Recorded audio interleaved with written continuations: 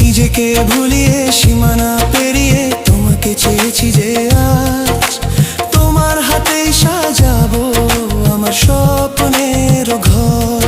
আমি তোমার প্রেমে পড়ে দুনিয়া ভুলে গেছি।